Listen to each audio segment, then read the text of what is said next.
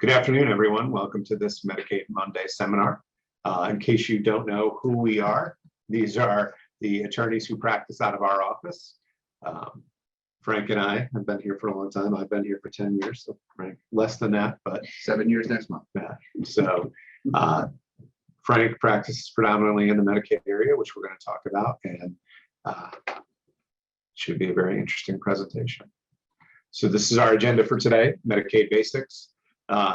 Eligibility changes a little bit every year.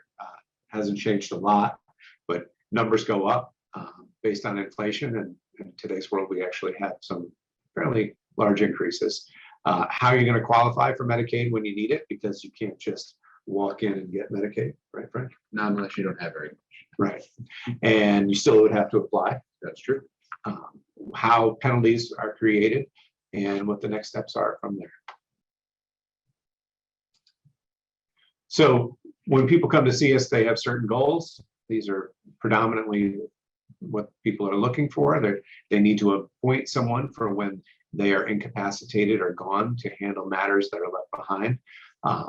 They want to preserve and protect assets. This is a big part of what we do.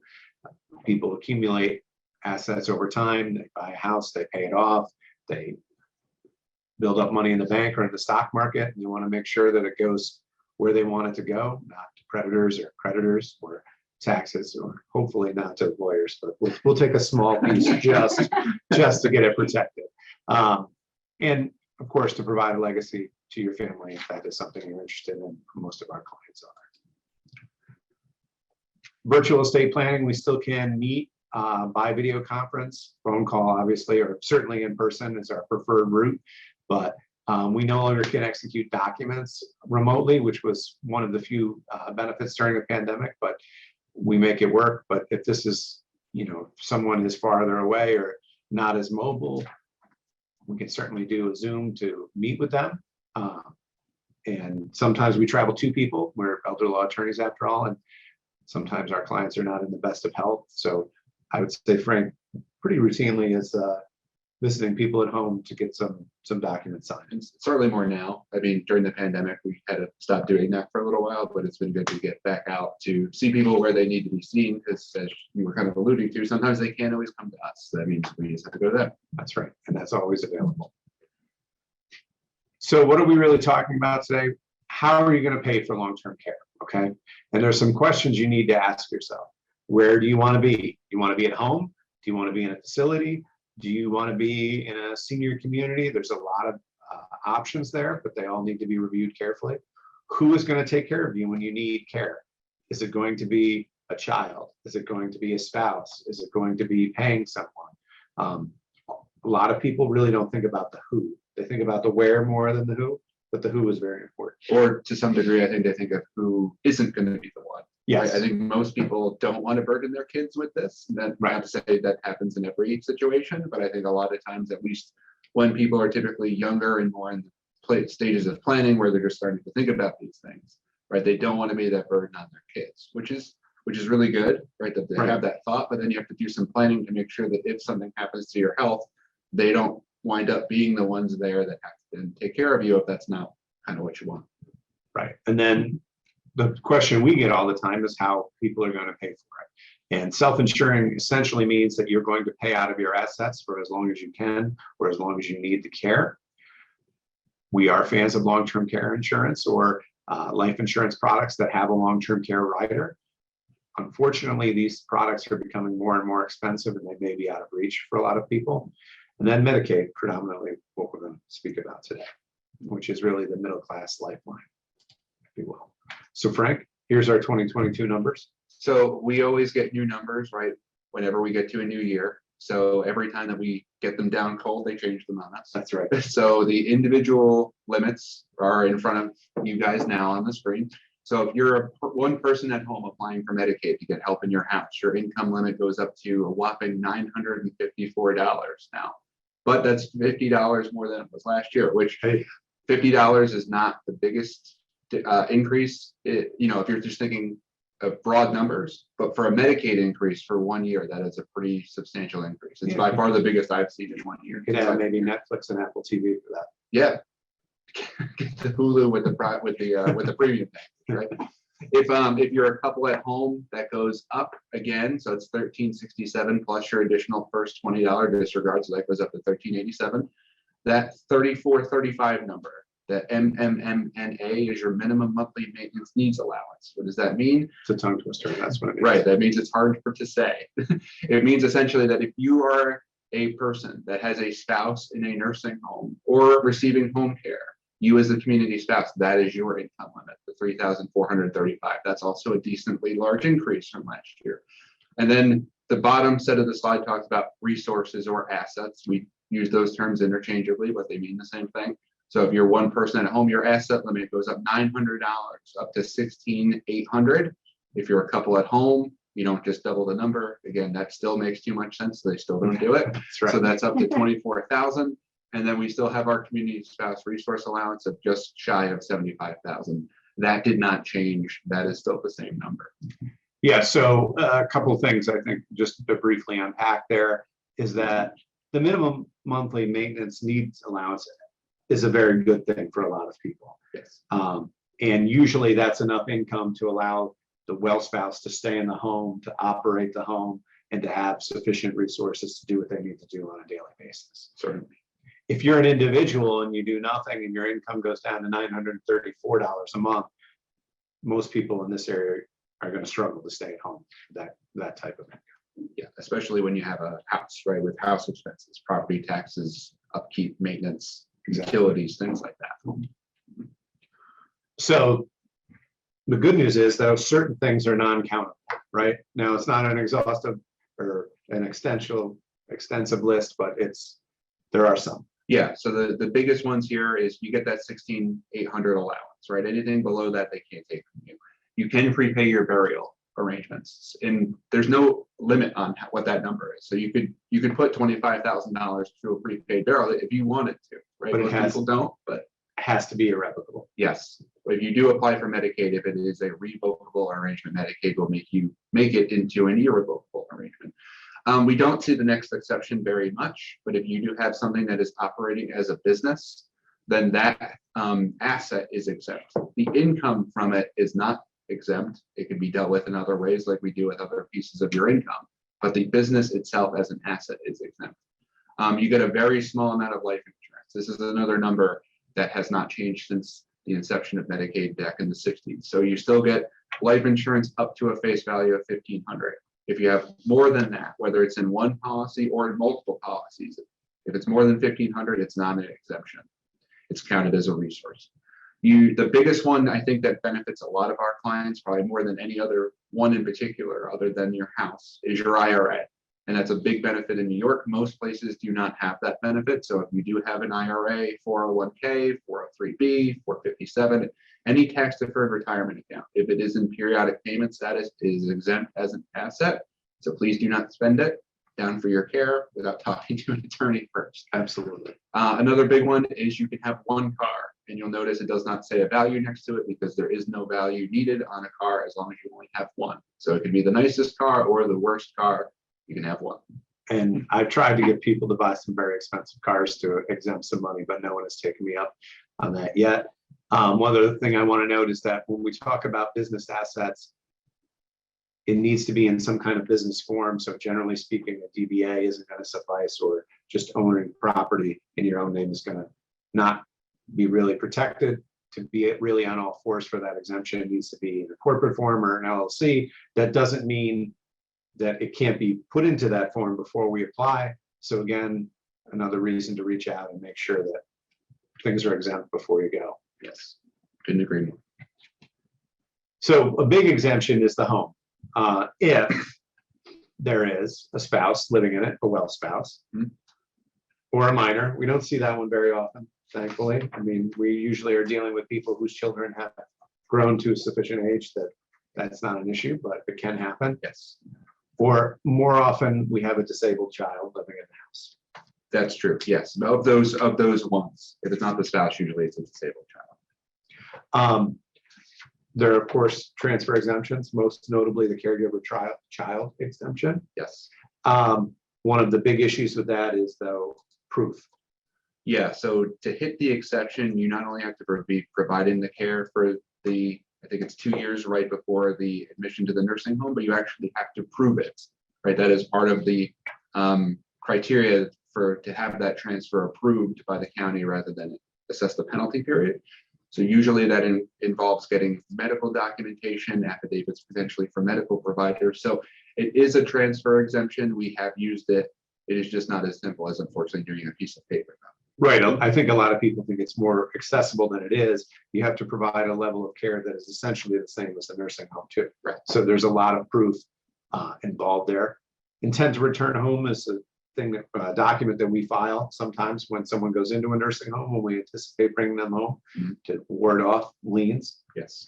And if you do own a home and you're down to your 16,800 or other just down to exempt assets, you can still be placed in a nursing. Yeah, they will just put a lien, or they at least will attempt to put a lien on your property. That's one of the reasons why we do that intent to return home document, to try to push off that lien as far as we can. The biggest thing that comes, I think, with this slide, Aaron, that I think most people get confused about, right, is this slide is saying that when you apply, your house is not counted as an asset, right? It does not mean that there is not potential estate recovery if you do nothing further with your plan. Because one of the downsides to Medicaid and the way that the system is currently structured is that Medicaid can reclaim against your estate after you pass away. So while your house, if it's in your name and you're getting services in your home, it wouldn't render you ineligible. But if it remains in your name, then you pass and it has to filter through your estate, then Medicaid can reclaim against it and get that money back. That's right. And the way that works is there would be essentially what's known as an open lien that accumulates on a monthly basis for whatever the Department of Social Services in your county pays out. So it can end up being a very large amount of money. We did have a question about how Roths would be treated. Essentially, to date, Roths have been treated like other retirement accounts so long as they're in payment status. Right, exactly. So we have some new rules coming up, right? You've heard that? I've heard that. I might have even said it a few times. Okay. So essentially, the biggest change here is that there will be a look back period put into place for home care services. It was all part of new legislation that went into technical effect back in October of 2020, but it's been pushed off and pushed off and pushed off because of the public health emergency and the pandemic. As far as we know, the earliest that these new changes can take effect now would be July 1st, because it has to go on a quarterly basis, and we're basically almost to April, not quite, but we're almost there, and they're not ready to do it yet.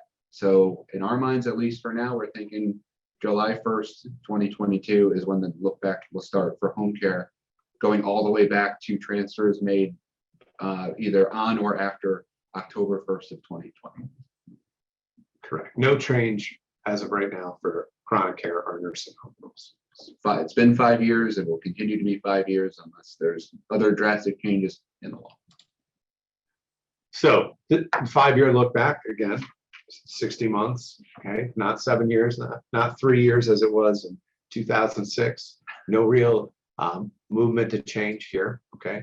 This applies to all transfers of non-exempt assets made within 5 years of the application date. Right. And I think it makes sense to at least mention here, right? Doesn't mean that you had to think that it was a gift when you made it, right? I had a phone call late last week with somebody who said, you know, what if we've done a lot of withdrawals of cash and spending in cash? Well, cash is great when you don't want to create a trail, which is kind of the worst thing you can do when you're looking at a Medicaid application, because it is on you to prove your eligibility, right? It's one of your, I think, least favorite things to tell clients, Aaron, but unfortunately it's one of the most accurate. You just don't walk in and get it. Right, you have to prove that you are entitled to it. So typically, the counties will make us document transfers over $2,000 or more to figure out where either money went or where it came from. And if all your answers to all those withdrawals are, well, we took cash out, then they will do their best to penalize you for all that missing money unless you have receipts. Exactly, for what you paid for. And most people don't keep their receipts for obvious reasons. That's one of the reasons you use cash in the first place. Exactly. So if an application is made for a nursing home and there are gifts during the 5-year period, a penalty is created. Yes. And we figure out that penalty by using the average monthly cost, although I really don't know where that number comes from because it's not the average cost. Exactly. So here's a good way to look at this. So Frank, I'll let you tackle this one. Yeah, so just some examples of what, when we say there were gifts or transfers, right, that people don't always think of. One, you deeded your house to your kids, right? A lot of times people will get advice saying that you should take your house out of your name to get it to your kids, either now or for the future. Well, if you completely give them the house within 5 years, so when you need a nursing home, that's going to be a problem. Or 2.5 years for home care once those rules are in place. And that includes putting a life estate in place too. It can. Within a 5-year. Yes, within that 5-year period, yes. If you just gave your grandchild some money for graduation or weddings, that's another. Or college, right? yes, People exactly. have things that they want to give money to other people in their family to sell for celebratory things, right? That is still a gift. Or if you do large gifts to charity or your church or other entities like that, technically that's a gift, right? You didn't get anything back in return for that, so they will assess a penalty if you do things like that. Now, there are some exceptions. We've already kind of touched on some of these, but you can always transfer things to a spouse or a disabled child. So sometimes to create eligibility, we just move things around to a spouse or disabled child because we always can. There are also other rules that go with the home specifically. So if there's a sibling with an equity interest, or we have that caregiver child exception. So sometimes with the home specifically, there are some kind of neat estate planning opportunities we have to save the house, but that wouldn't, those things don't typically apply to other assets that you have, like your bank accounts or your brokerage accounts or your life insurance. Right. Yeah. So I think if there's any lesson here, it's that if you're moving things around, you need to consult somebody when you do that because there may be unintended consequences. Lots of people just go visit a lawyer and they say, I want to transfer my house into a life estate, but it's not really looked at in a holistic manner. And as Frank can tell you, a lot of these laws don't intersect in the way that you think they would, such as the annual gift exclusion for income tax or estate tax purposes or gift tax purposes. It's not a Medicaid law. And if you give away $15,000 pursuant to that exemption, which is now $16,000, it will be counted against you for a Medicaid purpose. So this is just a slide showing what the divisor is for each region. It's important for what Frank does. Other than that, not really. Don't lose sleep on I don't memorize this. All right, as we discussed, the Medicaid penalty is the number of months that you're ineligible for. So we're doing some math here. As Teresa and I both said on the radio, we became lawyers because we didn't want to do math. Well, I think Frank felt the same way, but here we are. Luckily, the math is dollars and not calculus and things like that. Or I would that's say, right? Yeah. So here, just for our quick example, right? If we found $150,720 of gifts in the past 5 years, you divide that by your penalty divisor that came from the previous slide. So we use the Albany number just because that's where we are. So we take 150,720 divided by 12,560, you get a 12-month penalty period. What does that really mean? That means that unless you do something to reverse or undo those transfers, when you apply for Medicaid, Medicaid will not pay for your nursing home for 12 months. And that usually creates a problem because if you're applying for Medicaid, you've got $16,800 or less in your bank account and your other assets.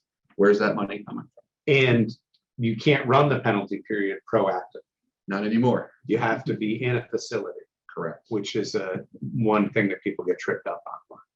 So home care, entirely different set of rules.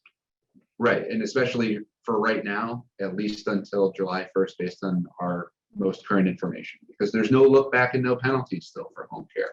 Even though those new rules and laws were passed, they're not enforcing them. So there's no look back, there's no penalties. You only need assistance with 2 activities of daily living. That soon will be 3. Changes are coming. When? That's why we're talking now. We're not exactly sure when some of these are coming, but they're coming. And they don't make it easier. No. So how to qualify? Number 1, worst strategy. Spending down. That's right. Unless you didn't have much more to spend down other than the limits. Right. But if there isn't much to protect, then obviously spending down sometimes then does make sense. Right. But that's usually not our advice, is just to spend down. Correct. Transfer and wait is when you're well enough. Maybe it's a home care situation currently, but if it's a nursing home situation, that is not in the cards. But if you're proactive, you're going to have a lot more tools available to you than if you're reactive. Rule of halves, that's where you're in the nursing home or about to go in the nursing home. We're going to save essentially half by Frank doing addition, division, multiplication, and subtraction. It's a lot of fun. Pass on that. Exempt transfers may not always be available, but where they are, of course, we're going to use them. And spousal refusal, again, where available, we will use. We've actually counseled a few people to get married. People come in and say, should we get divorced for this purpose? And that almost always is 100% the wrong thing to do. What can you spend down on reasonably? Well, as Frank said, funeral burial, a Lamborghini, or, you know, a Prius, whatever, but a new car, a valuable car, depending on what's available. Home improvements, those we usually do more in a home care situation than anything else. And of course, you can pay us to help you out because we need our help. And we made the law. That's right. Transfer and wait. Again, this is really what we're doing here is creating a trust. We're funding it with assets you want to protect. Of course, this depends on how old you are and where you're at health-wise. So the sooner we do this, generally the better, because again, laws don't become more advantageous. No. Here, for the most part, we'd be putting a house or brokerage account or cash into a trust and essentially waiting out the 5-year period. If for some reason that's not possible, we can pull all the money back and plan forward. This is another reason we don't make outright gifts and we use trusts so that all the funds are available to pull back. Yeah, one of the worst planning strategies that I think it's used by people that don't regularly practice in this area is that you have outright gifts that are made, Right. with the thought of the money won't be touched or it'll still be available if it ever needs to come back or something. That's right. But then unfortunately, life happens, right? That's You right. had somebody needed a car, somebody wound up going to college, something else happened. And by the time you take a look at all the money, either all of it's gone or a good part of it's gone, and Or then their it kid- isn't there to come back. Or their kid got divorced.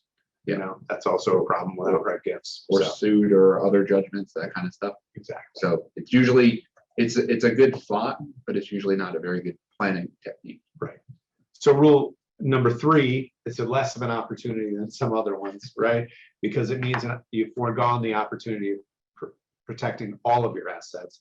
We need a nursing home. This is a single individual. We're going to figure out what their estate would have been, including any gifts they've made in the last 5 years, okay? All of their total net worth. We're going to exempt whatever we can exempt.